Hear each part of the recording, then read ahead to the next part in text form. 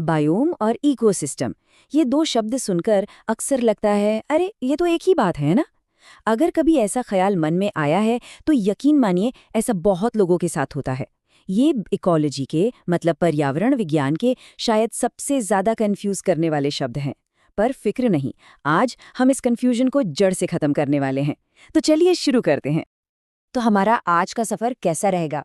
सबसे पहले हम ये जानेंगे कि आखिर ये दोनों शब्द इतने कंफ्यूजिंग हैं क्यों। फिर हम बायोम को समझेंगे, मतलब एक बहुत बड़ी तस्वीर देखेंगे। उसके बाद जूम इन करके इकोसिस्टम की दुनिया में उतरेंगे, जो कि एक लोकल नज़ारा है। फिर दोनों को आमने सामने रखकर तुलना करेंगे और सबसे आखिर में ये बात करेंगे कि ये फर्क जानना हमारे लिए इतना ज़रूरी क्यों है। तो चलिए पहले पड़ाव पर आते हैं, एक उलझन भरा जोड़ा। असल में सारी गड़बड़ यहीं से शुरू होती है। ये दोनों शब्द बायोम और इकोसिस्टम अक्सर आम बातचीत में, आर्टिकल्स में, यहाँ तक कि क्लासरूम में भी एक दूसरे की जगह इस्तेमाल हो जाते हैं। लेकिन जैसा कि हम आगे देखेंगे, ये दोनों हमारी प्राकृतिक दुनिया को दो बिल्कुल ही अलग लेवल पर दिखाते हैं। तो अब आते हैं मुद्दे के सवाल पर, बायोम या इकोसिस्टम, क्या इसका असली फर्क पता है? अगर इस सवाल पर एक पल के लिए भी सोचना पड़ रहा है तो मतलब हम बिल्कुल सही रास्ते पर हैं। आज की इस पूरी चर्चा का मकसद ही इसी सवाल का एक सीधा और साफ जवाब ढूंढना है।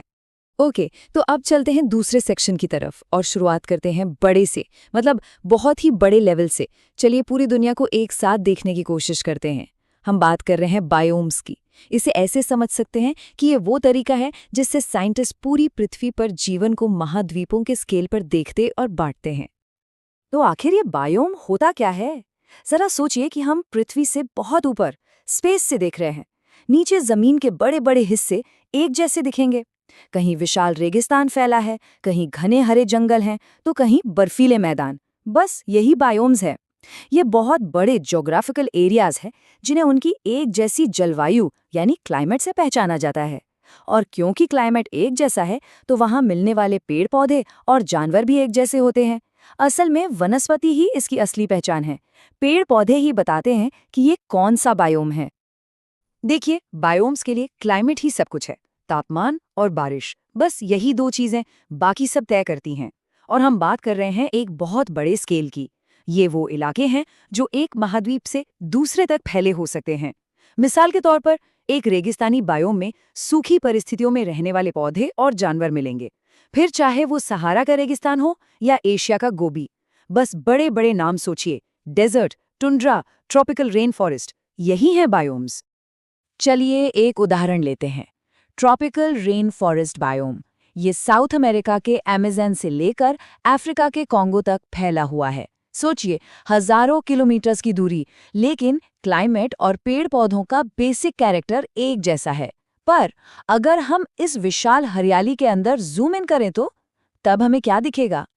और बस यही सवाल हमें सीधे ले आता है हमारे तीसरे सेक्शन पर, द लोकल सीन यानी इकोसिस्टम। अभी तक हम दुनिया को समझिए 30,000 फीट की ऊंचाई से देख रहे थे।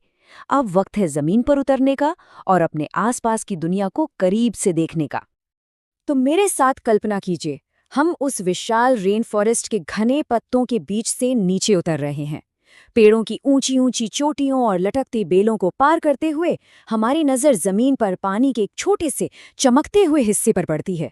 वो बस एक तालाब है। वही छोटा सा तालाब एक परफेक्ट इकोसिस्टम है। अब इसका मतलब क्या हुआ? इसका मतलब है कि वो एक ऐसी हलचल भरी दुनिया है जहां हर चीज एक दूसरे से जुड़ी है।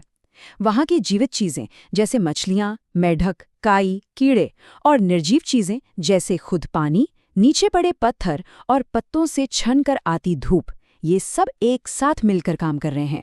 मछलियां कीड़े खा रही हैं, पौधे धूप से खाना बना रहे हैं और ये सबके सब पानी पर ही निर्भर हैं। एक पूरा कनेक्शन है। तो हर इकोसिस्टम के दो हिस्से होते हैं, एक तो जीवित किरदार जिन्हें बायोटिक कहते हैं और दूसरा निर्जीव मंच जिसे एबायोटिक कहते हैं। लेकिन असली कहानी इनके बीच के इंटरैक्शन में है। यहीं पर हम एनर्जी फ्लो की बात करते हैं, मतलब सूरज की रोशनी से पौधों को ताकत मिलती है, फिर उन पौधों को जानवर खाते हैं और ये पूरा साइकिल चलता रहता है। एक इकोसिस्टम उस तालाब जितना छोटा भी हो सकता है या फिर उस पूरे जंगल जितना बड़ा भी, खास बात यह है कि अब हम क्लाइमेट के हिसाब से चीजों को नहीं बांट रहे। अब हम ये देख रहे हैं कि सब कुछ एक साथ मिलकर कैसे काम कर रहा है। ये सब कुछ रिश्तों का खेल है। और अब बारी है मेन इवेंट की, सेक्शन 4, बायोम वर्सेस इकोसिस्टम। चलिए, अब तक हमने जो भी सीखा है उसे आमने सामने रखते हैं और फर्क को बिल्कुल शीशे की तरह साफ कर लेते हैं। यहाँ सारी कहानी एकदम क्लियर हो जाएगी। सबसे पहले स्केल यानी पैमाने को देखिए। बायोम हमेशा हमेशा बहुत बड़े होते हैं, जबकि इकोसिस्टम छोटे से छोटा या बड़ा कैसा भी हो सकता है। अब फोकस की बात करते हैं। बायोम का फोकस होता है क्लासिफिकेशन पर, मतलब जलवायु के आधार पर बांटना। जैसे हम लाइब्रेरी में किताबों को उनके जॉनर के हिसाब से रखते हैं, साइंस फिक्शन, हिस्ट्री वगैरह। वहीं इकोसिस्टम का फोकस होता है इंटरैक्शन पर, मतलब कहानी के प्लॉट पर, कि किरदार यानी जीवित और निर्जीव चीजें आपस में क्या कर रही हैं। इसी वजह से बायोम के कंपोनेंट्स जनरल होते हैं और इकोसिस्टम के बहुत स्पेसिफिक, और आखिर में बाउंड्रीज। बायोम की सीमा वहां खत्म होती है जहां क्लाइमेट बदल जाता है, और इकोसिस्टम की सीमा वहां जहां उनके बीच का मेन इंटरैक्शन खत्म हो जाता है। अगर इस पूरी चर्चा में से सिर्फ एक बात याद रखनी हो तो वो ये है, एक बायोम को समझिए एक विशाल क्लाइमेटिक देश जैसे कि ट्रॉपिक्स, और एक इकोसिस्टम को समझिए उस देश के अंदर का एक फंक्शनल मोहल्ला जैसे कि समंदर किनारे एक खास कोरल रीफ। देश बहुत बड़ा है और उसकी पहचान उसके क्लाइमेट से है, जबकि मोहल्ला एक छोटा आपस में जुड़ा हुआ समुदाय है जहां हर कोई एक दूसरे के साथ मिलकर काम कर रहा है। ठीक है, तो थ्योरी तो समझ आ गई, लेकिन सवाल ये है कि हमें इससे क्या लेना देना। चलिए अपने आखिरी सेक्शन में चलते हैं और देखते हैं कि ये फर्क सिर्फ किताबों के लिए नहीं है, बल्कि असल दुनिया में एक्शन लेने के लिए ये जानना बहुत बहुत जरूरी है। ये सिर्फ किसी साइंस टेस्ट का सवाल नहीं है। अगर हम सच में अपने प्लैनेट को बचाना चाहते हैं, तो बायोम और इकोसिस्टम के बीच का ये स्केल का फर्क समझना हमारे लिए सबसे जरूरी चीजों में से एक है। इस ज्ञान को असल में ऐसे इस्तेमाल किया जाता है। बायोम लेवल पर साइंटिस्ट बड़ी बड़ी समस्याओं को देखते हैं, जैसे कि क्लाइमेट चेंज, जो दुनिया के सारे रेगिस्तानों को और गर्म और सूखा बना रहा है। ये एक बड़े स्केल की प्रॉब्लम है।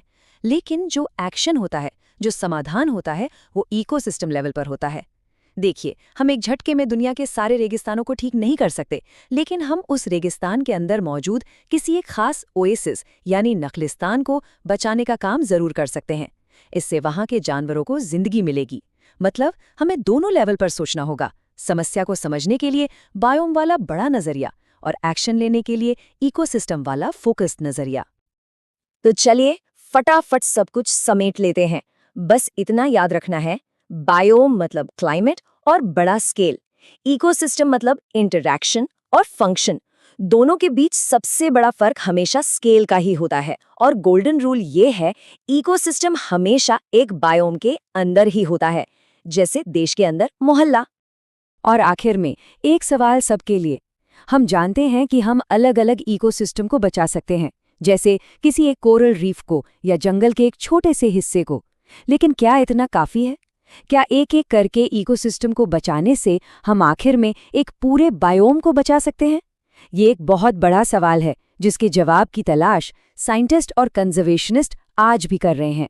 इस चर्चा में शामिल होने के लिए शुक्रिया।